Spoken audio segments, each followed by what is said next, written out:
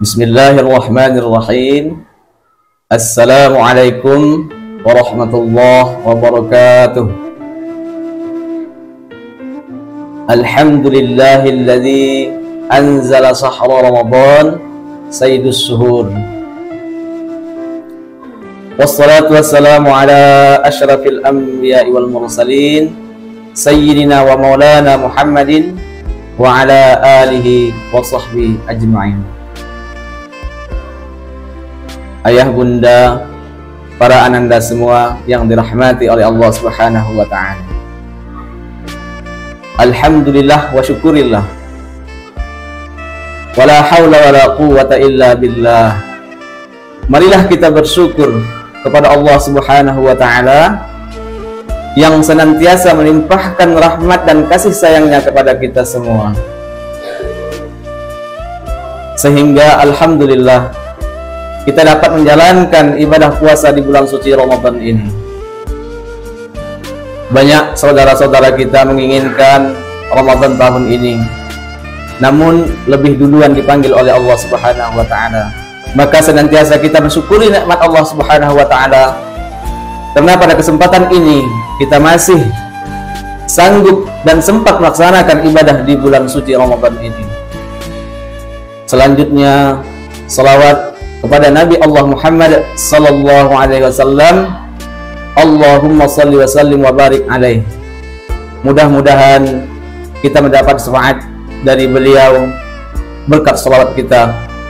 Amin ya rabbal alamin. Ayah bunda serta ananda semua yang dirahmati oleh Allah Subhanahu wa ta'ala, berpuasa sejatinya bukan hanya secara lahiriah, tetapi harus secara batiniah. Berpuasa kita harus semata-mata menahan seluruh anggota badan kita, karena jangan sampai kita berpuasa namun tidak mendapatkan pahala di sisi Allah Subhanahu wa ta'ala. Karena ada beberapa penyebabnya sehingga orang-orang yang banyak berpuasa namun tidak mendapatkan nilai pahala di sisi Allah Subhanahu wa ta'ala. Di dalam kitab Durratun Nasihin yang dijelaskan bagaimana sabda Rasulullah sallallahu alaihi wasallam, khamsatu asya'a tuhbitus shaum, al-kadzib wal ghibah wan namimah wal yamin wal ghumus wan nadhru bis syahwah. Ada 5 perkara yang bisa membatalkan nilai pahala puasa kita. Yang pertama, al-kadzib, orang yang berbohong. Ketika kita berpuasa namun kita sering mengeluarkan atau memberikan berita-berita atau informasi yang tidak benar atau berita-berita hoax yang bisa membuat orang yang senantiasa terjerumus karena dengan kebohongan kita. Oleh karena itu kita harus jaga lisan kita, jangan sampai kita orang yang berpuasa namun tidak mendapatkan pahala di sisi Allah Subhanahu wa ta'ala. Yang kedua, wal ghibah. Ketika orang berpuasa namun dia hanya bisa menggibah atau bergosip orang lain, hal yang seperti ini yang bisa membatalkan nilai pahala puasa kita di sisi Allah Subhanahu wa ta'ala. Harus kita jaga kembali lisan kita, jangan sampai kita membicarakan kejelekan orang lain padahal kita dalam keadaan berpuasa. Oleh karena itu, jagalah anggota badan kita yang bisa mengurangi atau bahkan bisa menghilangkan nilai pahala puasa kita. Yang ketiga, wan namimah, orang yang senantiasa berpuasa namun dia selalu mengadu domba atau menjadi propaganda, menjadi provokator atau mengkompor-kompori orang sehingga bisa membuat orang berkelahi, bisa membuat orang bertikai, bercerai, bahkan berselisih. Orang yang seperti ini ketika mereka berpuasa, insya Allah dia tidak akan mendapatkan pahala di sisi Allah Subhanahu wa ta'ala, karena berpuasa namun dia juga wan namimah, mengadu domba.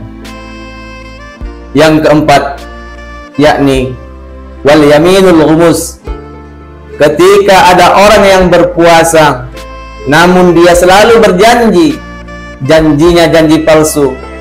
Contohnya, Ananda ketika disuruh oleh ustadznya untuk murojaah di rumah, Ananda berjanji mau murojaah di rumah, namun ketika ditanya di sekolah, Ananda tidak melakukannya.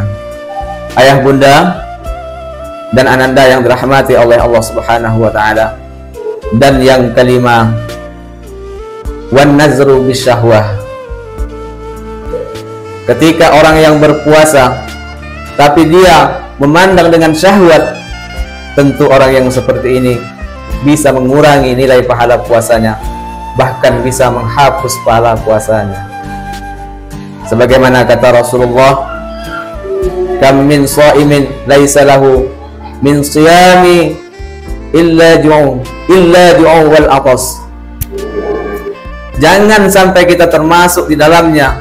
Betapa banyak orang yang berpuasa namun tidak mendapatkan nilai apa-apa dari pahala puasanya, kecuali hanya lapar dan dahaga saja. Semoga kita semua termasuk ke dalam golongan orang-orang yang diterima pahala puasanya. Amin ya rabbal alamin. Ayah bunda dan Ananda semua, mungkin hanya inilah yang dapat saya sampaikan. Mohon maaf atas segala kekurangan. Akhiru kalam. Wassalamualaikum warahmatullahi wabarakatuh.